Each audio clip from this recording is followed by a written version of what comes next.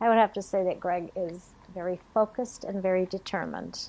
Um, but he's that way in sports. He learns the rules and he gives 180% when he does something, especially if he really likes it.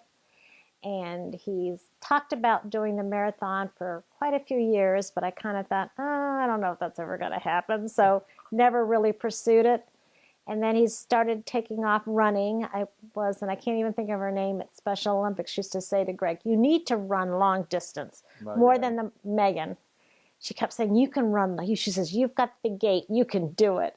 So when we switched to the 2 miles and then he ran a 5K and then he did a half marathon with his sister, he goes, I can do it. I want to run the marathon. So that's when I made the phone call to find out if it was a doable thing. And from there, he's been very dedicated to practicing, and he runs out of 7 days, 5 days during the week. He's running his long distance right now is 11 miles, and he's been doing really well. Greg has had a vision issue. He was diagnosed with amblyopia when he was in kindergarten, and for 2 years his eye was patched.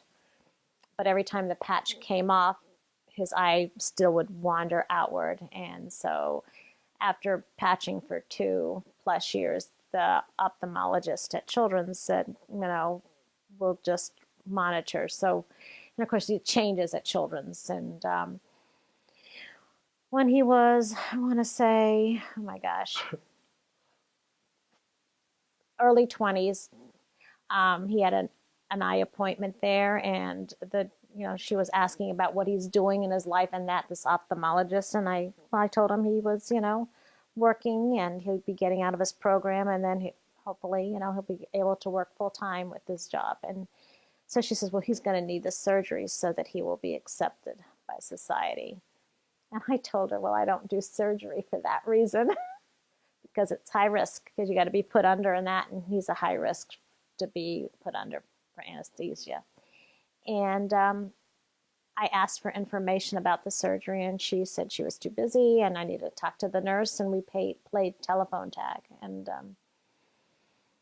in June at the Harvard, where they did the I guess it was the springtime, it was at the Summer Games for Special Olympics, they had an eye screening there. And so I said to Greg, you're coming with me, we're going to go get this done. And he came, and there was numerous students studying that kept coming and asking all kinds of questions and checking out, because they realized he can't really see much out of his left eye. And they brought the doctor over, and the doctor said to me that didn't anybody ever tell me, that if your eye continues to wander outward, the brain shuts down use of it, and you eventually go blind. And that's what happened. So if he would have had the surgery when he was much younger, he wouldn't have lost as much vision.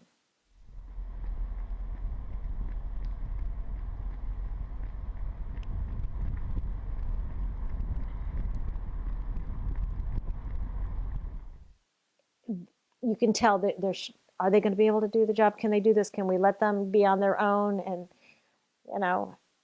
they always have to prove themselves. They're constantly trying to prove themselves. And I think he's proved that he can do many things, and because he wants to do it. And I have to give him a lot of credit for that. That's something that's part of his personality. That's what makes Greg kind of unique. And stubborn. You got to have that stubbornness in there too. He's good at hugs.